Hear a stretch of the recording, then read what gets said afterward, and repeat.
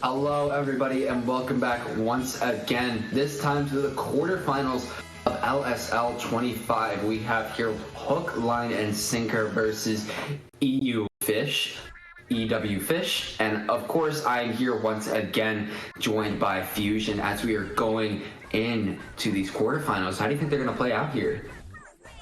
Yeah, I mean, things are ramping up as we're heading into the top 8 of the bracket almost. Heading into the top 8 of the bracket, and we've got hook, line, and sinker versus Ewfish.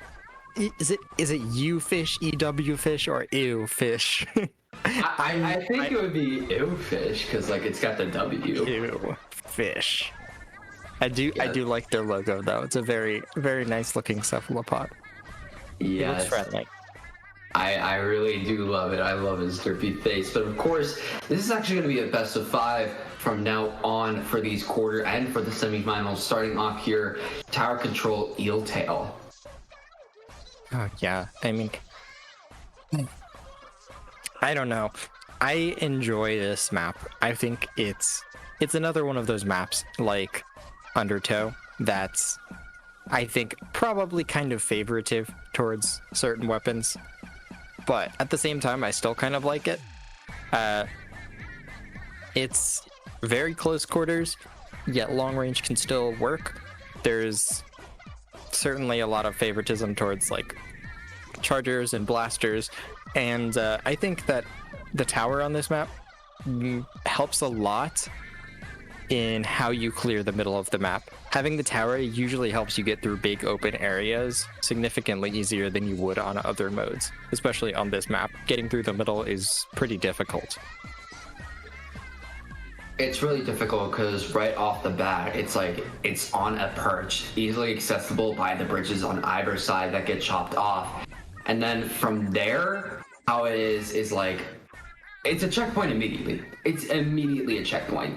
So you're going to be staying there for quite a while, and you're at the mercy of the opposing team's bridge. So from there, it's just like you have to keep up the pressure, and you got to make sure nobody goes up there. You already have to get mid immediately, get the tower, and already push up on that flank for the bridge to make sure nobody gets the tower. Yeah, I think that a lot of the maps that have checkpoints super duper early on are kind of incentivizing people to fight really early for that first check. So Nintendo wants you to get in a bloodbath within like the first 20 seconds of the game. I think that on these maps like this and Undertow Tower, you need to be very careful not to over focus pushing the tower before you actually fight the enemy team. Because I've seen quite a few, even when I was watching Proving Ground, so many teams are like dropping a bubble on the tower at the very start of the match. It gets like halfway through the checkpoint, and then, the bubble's gone and 2 other members of the team are dead. So that's something you definitely need to keep an eye out for. If you're going to use that bubble strategy, I do see why they want to do it at that specific time. That's definitely a good time to use a bubble. The problem is that they're doing it I think it'd be better if they didn't do it immediately, but at least get to the checkpoint before topping it off, because, getting halfway through, at least you have a little bit more time on that checkpoint with the big bubbler. But is that Dynamo and Dynamo? Hello? Double tacticaler. I love this. Oh yes, I've been waiting to see someone play Dynamo. This is actually the first Dynamo I have seen play in Splat 3. So this is, in competitive Splat 3. So I'm excited to see how they're able to use it, especially utilizing this high ground exactly the way they're doing, with only a Jet Squelcher on the other side to contest it. No Charger, thankfully. But still, Jet Squelcher can get a lot of work done with that ink vacuum, but it's going to be very difficult to continue killing hook, line, and sinker after they just continually respawn with the double cooler.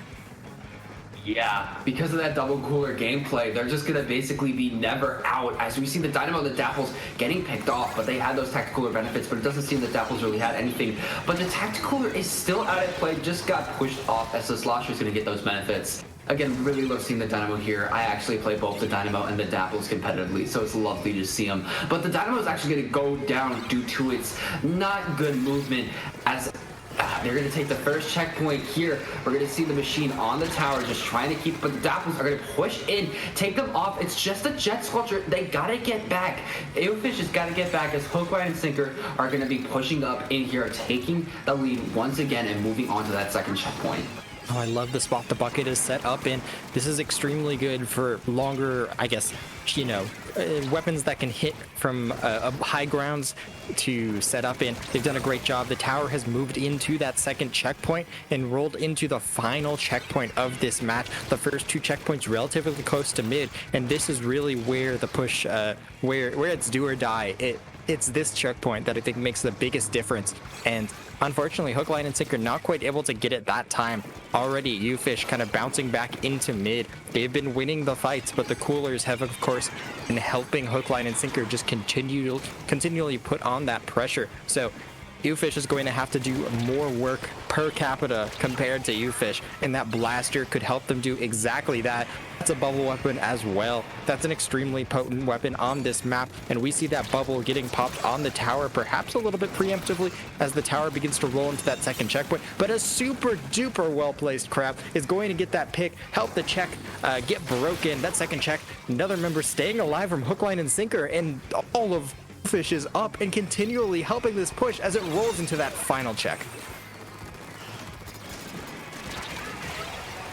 Oh my goodness. Okay. Well, rest in peace, NM. They seem to have disappeared, but the push has not disappeared yet. The jet sculpture riding the tower continues to push forward. The tower is going to finally break through it, but not before one member goes down. The timer's ticking, and thankfully, Hook, Line, and Sinker is able to stop the tower just barely in time. Ewfish was just all on the offense that game, and it felt like they spaced out their specials really well. We saw the bubble come out early, then the crab tank, the Booyah Bomb helped to get to that next checkpoint, and the jet sculpture, I think they used back at some points in that push, but it must have helped them survive significantly well, and a really great push. It's going to be very difficult for Hook, Line, and Sinker to take that back. Yeah, no, they got through that third checkpoint so close to getting that end goal, but Hook, Line, and Sinker have got to push back in there. The slosher already getting in. There's a tactical cooler and a crab tank on the tower as we see Cookies going down already. The other teammates on Ewfish are just being pushed back, but not before Yaga getting a pick on that splash, but not before getting picked off to the Dynamo. Is going to stay on the tower. Really good Dynamo weapon. But as we see, wipeout! There's a full wipeout on the side of Ewfish as they take the lead back once again. They're down to 3, down to 2. They got to get on that tower, and they take it. Hook, Line, and Sinker is going to take that first match. It wasn't looking good for them there as they had to get past 12, but they had that aggression. They had those tag plays, and in the end, they were able to take the set. Oh my god, I got a little bit nervous there because at the end, you could kind of see Hook, Line, and Sinker after they got that wipeout. They were kind of celebrating on the tower a little bit. And while that happened, one of the members got taken off and the other two members got knocked off the tower. And I'm glad they knocked it out because that would not have been fun to watch the tower roll back all the way the other direction. Yeah, that was honestly insane. But of course, seeing those comps, I can see Hook, Line, and Sinker taking real good advantage of Rainmaker, Mincemeat. Tower control in terms of like a tacticooler weapon. Like I play only tacticooler weapons. I've made a tacticooler document that's 7 pages. I know this special through and through. And tower control is not the best mode for it. But Rainmaker, it just lives with Rainmaker. So having that double tacticooler comp, that's gonna really work well here. I definitely agree, but it's sometimes easy to over-focus that tacticooler. When you have a map that has very separate high ground and low ground, just the way that Mincemeat does, where you either need to be on the low ground or the high ground, and it's not that easy to get from one to the other, sometimes your cooler, kind of entices your teammates to drop from their good positions to grab a soda. And if they do that, that could potentially let the other team flank. So having a very tacticooler focused comp could sometimes bite you in the butt if you're not super aware of whether your position is more valuable than a soda.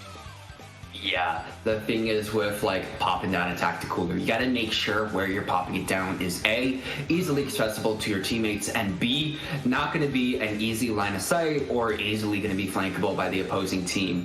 From there, it's like basically the basic strategy with tactical cooler is just like, you know, from there try to push in while having somebody stay back, so that you can get easy jumps back in. Of course, the Dino is probably going to be the one in their comp to want to maybe stay a bit more back, but also being a bit more aggressive, while the others are just try to be as aggressive as possible, because again, you don't really have that many repercussions for getting picked off. But we're just going to have to wait and see on the comps that are going to be run here. Just going to have to wait and see as we load in on the side of Hookline. It's taken a while. Oh, the communication error diff. That is quite unfortunate, but hopefully we can get that lobby back up and running very quickly. Hopefully, frankly, soon we can get that going back up. Really sad with the comm error, but you know, it happens. Let's see. Yeah, I mean, one thing I was happy to see in that Eeltail Alley game was the Vanilla Blaster. Vanilla Blaster is one of my mains, and I think it's a criminally underutilized weapon right now. Normally, Blaster kind of has a hard time holding its ground, I'd say, because it needs to compete with other weapons in terms of paint, so can't really deal with open areas well, and that big bubbler certainly can let it do that. And I think that big bubbler also gives it a lot of options on modes like Clam Blitz and Rainmaker, where it can drop those over checkpoints under the basket. So if we do see that blaster again, I think it can certainly do a lot of work on a very Minecrafty map like Mincemeat Metalworks. It's just cubes. It literally is, but with that blaster talk, I do really like it, because I feel like with the special big bubbler, yes, Junior does play well off of it, but the thing is you can also play it aggressively. You can put it on those choke points, on the zone, on checkpoints in Rainmaker and at the basket. But another thing you can do, you know, with the blaster is try to push in and put a big bubbler in a good choke point to where you can just push in and not be worried about the enemy team going in on you. And the blaster, of course, being that Slayer weapon, really loves that. And that's also why, you know, we see the Splat Roller getting a good amount of use too, because it can just do that. Yeah, exactly. I think that letting those weapons kind of have a payoff for getting up aggressive and, you know, a kind of safety net so they can kind of fall back into the bubble if they need to. It's extremely valuable. We saw some bubbles getting value in the last game as well. Uh-oh. Oh, what's going on?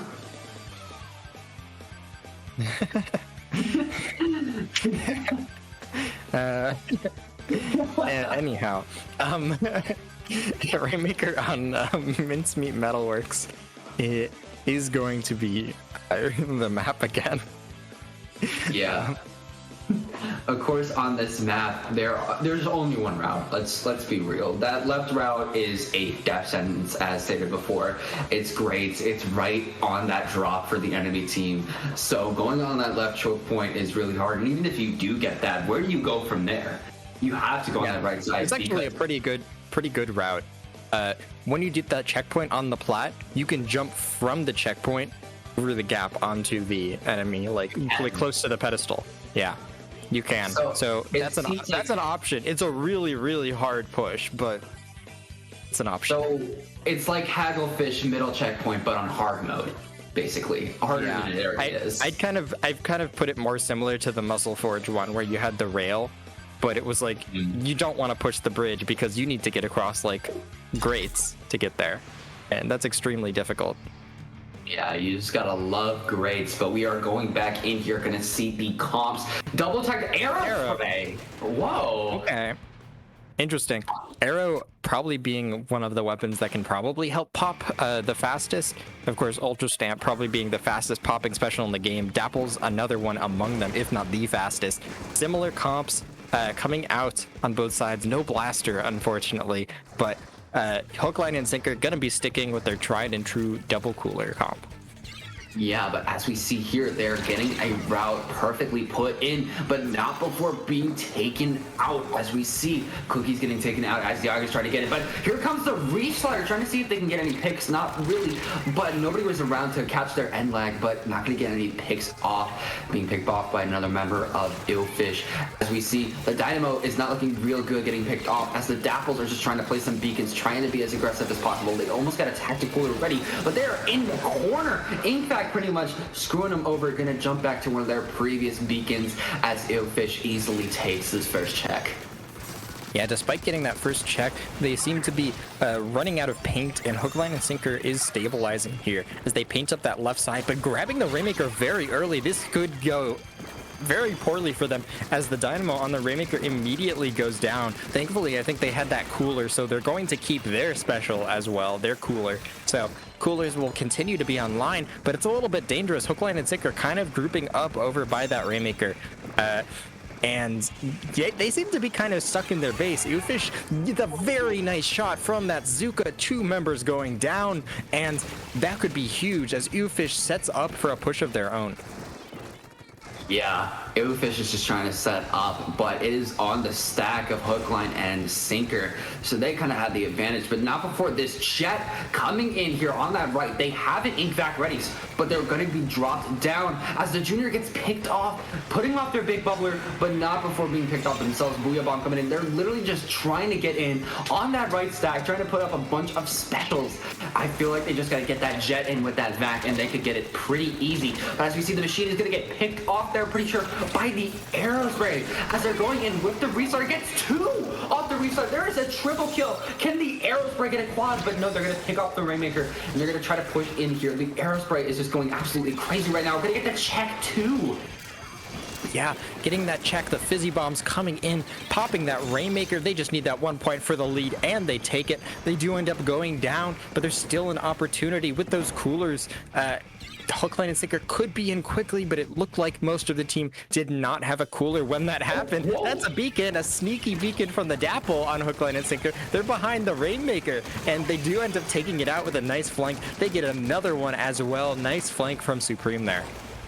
Yeah, that's what you want to play with Dapples. I played them for so long. What you want with Dapples is you want constant tax and a lot of beacons, because if you can make those plays just like Supreme did there, you're living. But as we see, Charger gets taken out by Yaga with their Try-Zuka. Can't really find anything else here. Both the tactical options are down as the Airspray does have their special there, but they got to watch out for that Booyah Bomb coming out as everybody has eyes on the Aerospray. Going to pick them off here. Cookies just going on that left side, just trying to push, but there's a big bowler on the checkpoint, and they're going to take a 2 lead also, as we see the Dapples are just literally in the little corner there trying not to get picked off, but they pick off Tetris, but not before they get picked off too. This is not good. Oh my goodness, going down there is so unfortunate. Grabbing the Rainmaker was probably a really big mistake. Already Ewfish has the lead, and this could be so much more. They're going to back the Rainmaker up into their base. The timer on that's going to end pretty quickly, so they're just going to try and circle it around. That's going to help them get some paint on the board, and really not too big a lead. They just need to make a run for it, but they're not going to be able to. Yaga is going to be able to stop it just before any of that happens. 3 members on Hook, Line, and Sinker down, and Ewfish is barely hanging on to this.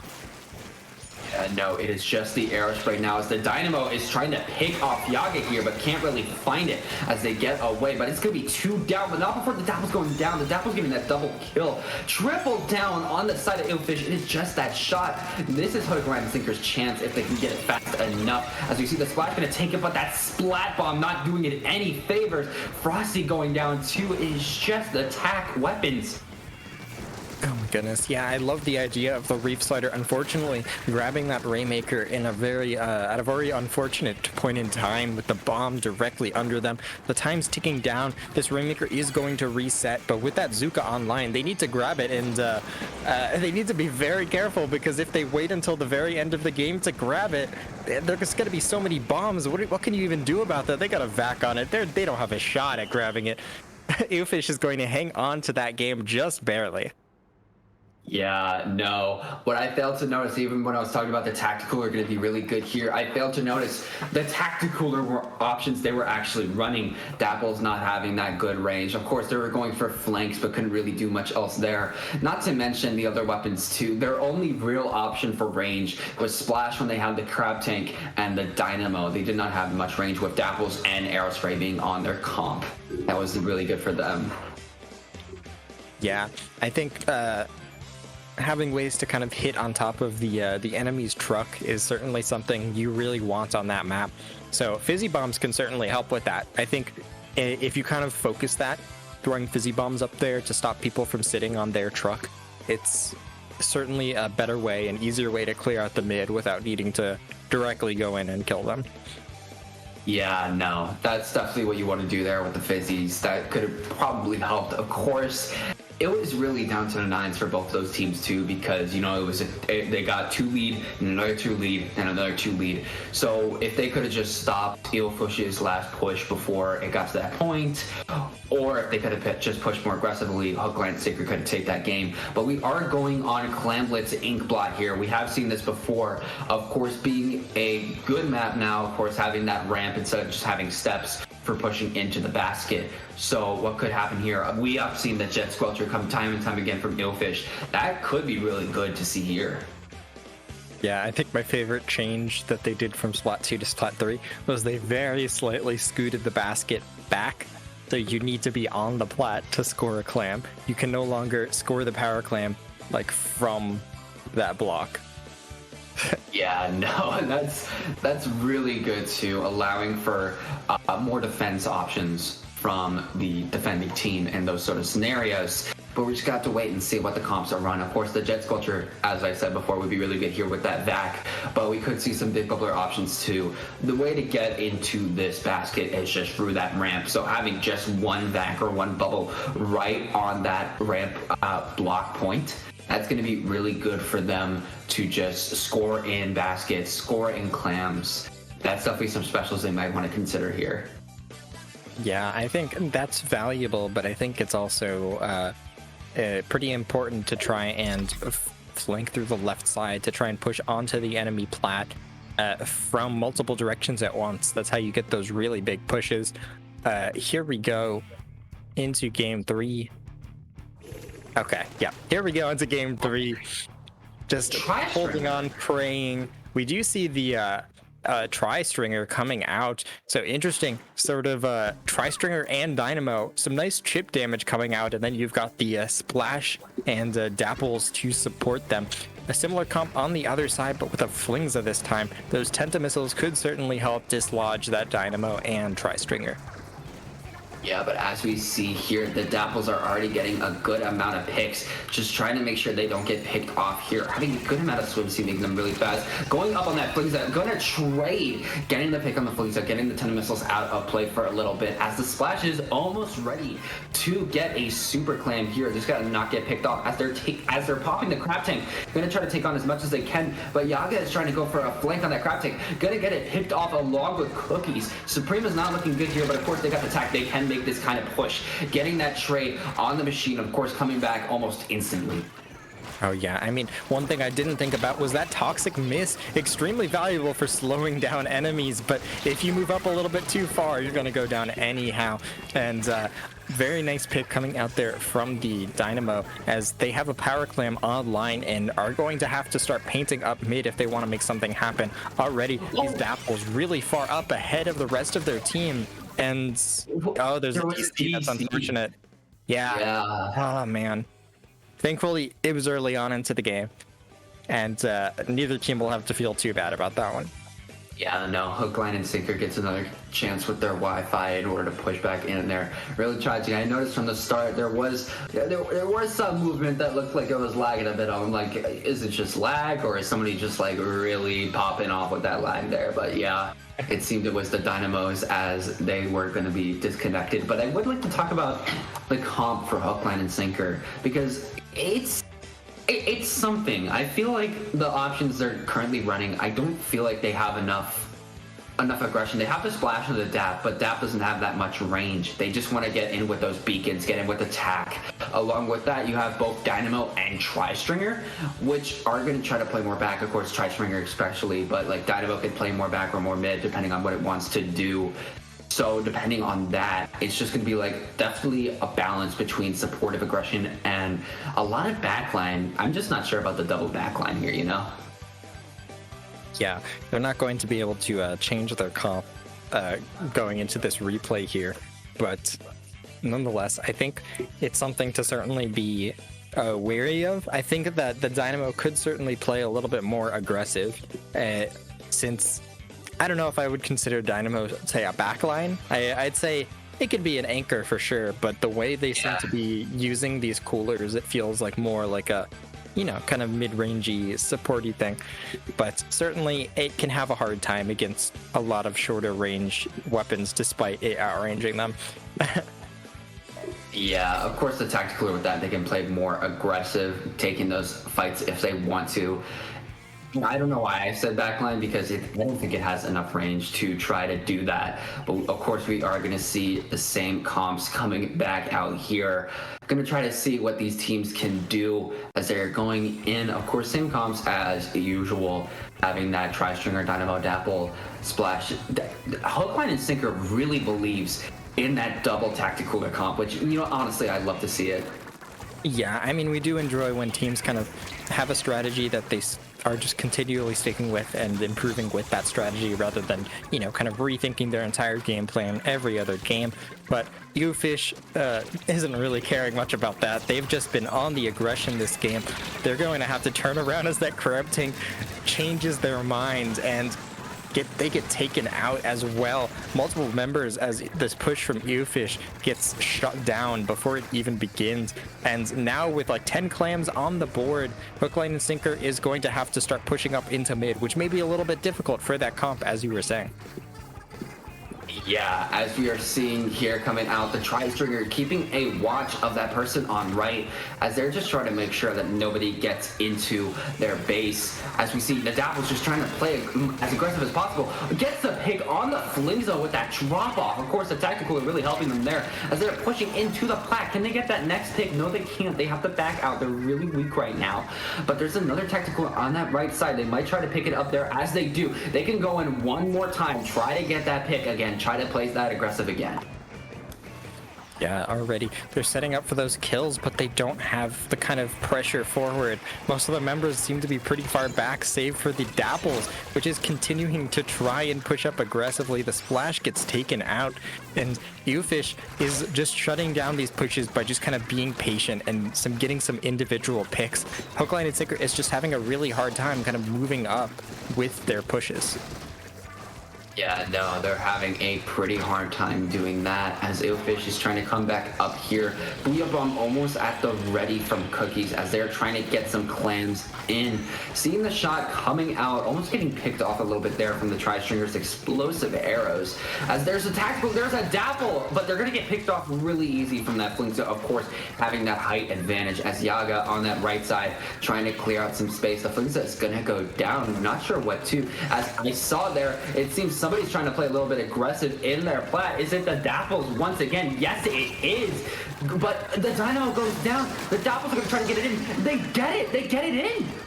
Oh my gosh, they barely snuck it in. It felt like they backed, one of the members backed up, unfortunately, before they scored it. Oh, and the flank around the backside is going to get them some extra points. That's the Tri-Stringer flanking back there. Must have jumped to a beacon, I think, from the Dapple. That's a very good push there. Just that one clam may not be safe, but that's certain. Those extra points certainly help. Ewfish is going to need more than 2 power claims now if they want to get this. But with Bubble coming online, Hookline and Sinker needs to be ready. Yeah, no, they need to be ready here, making sure that Ewfish can't push in, as they already have 2 clams at the ready and are trying to clear out plat with a big bubbler alongside that Booyah. But it's going to be 2 down, 3 down, a trade with the Dynamo. The Dynamo went absolutely crazy there, but that's going to be a full wipeout, but not before the Flingset gets that basket broken. But of course, that's just going to be 1 super clam, and it's not looking likely they're going to get any more with this push. Yeah, you can see finally Ewfish is taking back that middle of the map. They just need 2 more power clams to get this lead, and they seem to be winning the fight in mid. And things are looking good for them as they continue to push the plat. They don't have a power clam online. The Tri-Stringer ends up winning that battle at close range. Very big deal for Hookline and Sinker. If you let an aggro kind of get into your base and behind you, that means more than a single kill. It could be very dangerous. You could actually see both of them using that little mushroom to hide under and block those Tenta missiles. So really smart coming out from those 2 players on Hookline and Sinker. But the Crab and Killer Whale combo doing so much damage as this power clamp comes online for Hookline and Sinker, but they're not able to extend the lead just like they wanted. Yeah, no, a lot of paint on the map seems to be going towards Ewfish as Yaga is trying to push in on that right side, already up to the ramp, getting the Trizuka out, trying to see if they can get any picks. Doesn't seem like they find it. Oh, they find the Dynamo last second there as they are pushing up more and more. This is Ewfish's last chance. They might be able to get it in if they pick them off. Yes, they do, but not before they get it in. They just need 1 clam as they're getting a jump. But wait, what happened to the jump? It went down, but someone has clams by the basket. They set up a big bubbler, but they're just a single clam away. The basket's going to close, but Yaga has a shot to get into the basket. They need to make a run for it, and they toss a clam in and take the lead. Oh my god, I cannot believe what I have just witnessed. That shot somehow escaping everybody's grasp and getting that 1 super clam in last second is what was the difference between losing and winning. Getting Ewfish that second game on their... Oh my god. Wow. That was pretty crazy. I mean, I thought that when the wipe happens, it was over, but... Yeah. That push lasted longer. That bubble that got set up on the enemy plat helped them stall for just enough time to keep the basket open longer. You know, that power clam that jumped in could have gotten that knockout as well, but unfortunately, or I guess fortunately for Hookline and Sinker, they were able to kill it. But because of that jump, probably they were kind of searching the plat for enemy members, and they didn't think to look back towards mid because they had just taken everybody out, but one of the respawning members does end up finishing it off. Yeah, that was impressive from Yaga there, pretty much being the difference between losing and victory. As we're going on to this next match here, being Splat Zone's Mako Mart. There is a weapon I would like to highlight we have seen time and time again that's going to be really good just because of the mode in general, but Dynamo just paints over Zone so easy just because of its main weapon. Just patch some Inksaber main on there, and it's going to be really good at keeping that zone if it doesn't get picked off, of course. Yeah, absolutely. It could certainly do a lot of work here. I think the cooler may be a little bit stranger on this mode in particular. I think, you know, cooler can certainly be valuable, but I don't think Splat Zones quite has the... You don't need your team to be like as kind of scrappy and just constantly fighting on this mode. This is certainly one where you can, it's great on defense, but I'm wondering whether double is like excessive on offense, if it kind of just encourages your team to end up trickling it. Yeah, the thing is with the Tacticooler, there's definitely 2 modes where it excels in, and 2 modes where either it doesn't find use or it feels more in the way.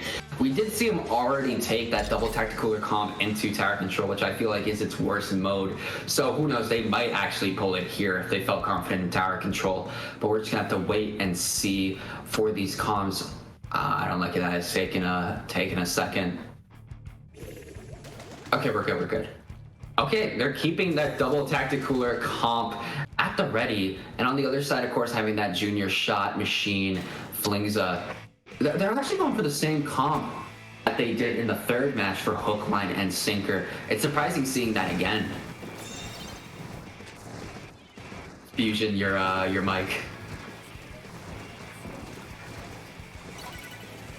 But yeah, as we see here, Ewfish already going in, taking the zone, but the shot's gonna go down. Yaga's gonna go down immediately. The Crab Tank on the splash is just trying to push in. 2 down on the side of Ewfish as Charger already pulling out a Tacticooler as the Dapples are gonna go down.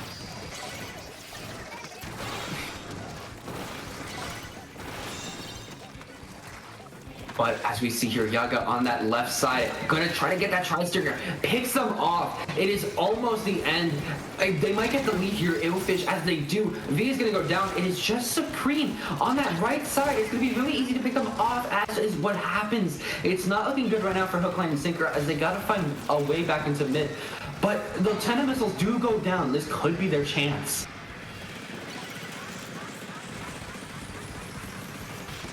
And seeing here the Crab Tank coming out, V trying to push in. We see the Dapples actually going in on that right side, trying to see if they can find anything. Putting that's a really good beacon spot, if I do say so myself. Getting a trade on that 10 missiles. Sure, they could have lasted a little bit longer trying to get that tag. That might have been one they wanted to go for there, but getting those 10 missiles could be very useful here, as Hook, Line, and Sinker don't have a penalty anymore. Trying to push the zone back up. The Dapples are just feeding in, trying to get this Junior, but can't find the pick, as they're going to get picked off.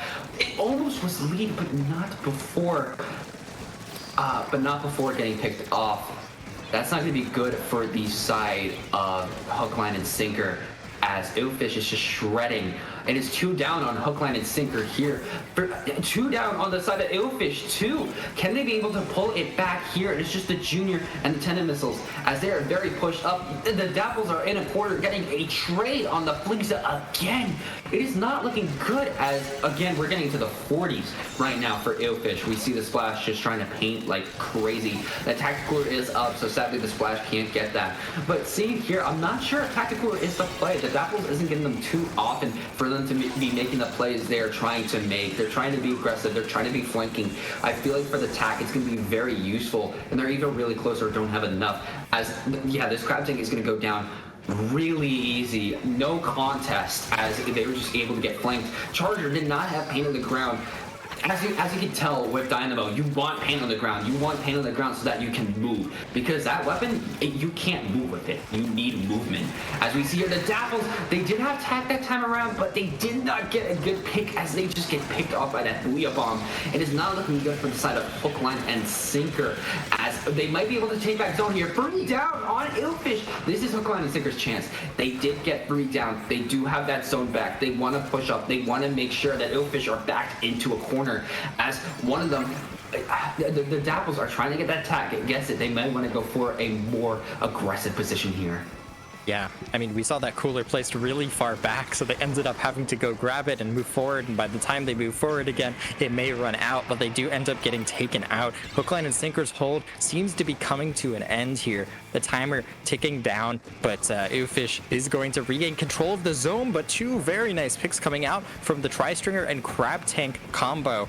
And Ewfish, Hook, Line, and Sinker is going to hang on to the middle of the map in this opportunity, at least until Ewfish gets that flank online. Yaga taking control of that right stack. The Zuka comes out. No picks just yet, but it's going to be extremely difficult to continue holding forward. Both players run out of ink, with the machine coming out on top. Yeah, no, if it's a machine versus a Dynamo trying to get ink, the Dynamo is not going to be in a good spot. It takes so long to wind up its shots, and it's so ink hungry. That's never going to be in a good spot in that regard. But Yaga is going to get a trade on Supreme, as we see the bow on that right side along with the Dynamo just trying to keep a hold on the zone. Pitoi with that Junior just trying to keep their big bubbler spot, trying to push in now on that zone. But Hook, Line, and Sinker, there's no more penalty. But 2 down, basically. But 2 down on the side of Ewfish. They still have the zone. The Booyah Bomb's going to come out, though, along with the Crab Tank trying to keep it back. Can they get it? But there's going to be a reset for them. That was so close from Hook, Line, and Sinker. They have it again, but they have to keep it now. They have to keep it. Yeah, this is their last opportunity. We're about to head into overtime.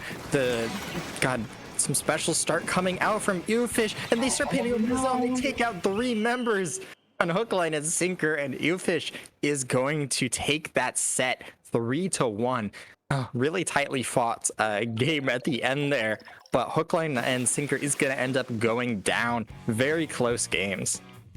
Yeah, no, what we saw there is they had a basically delayed wipeout on Hook, Line, and Sinker. They were just able to have that aggression and pick off a bunch of the members to the point where Hook, Line, and Sinker couldn't really answer back. But of course, Ewfish is going to be moving on to the semifinals, taking the set 3-1.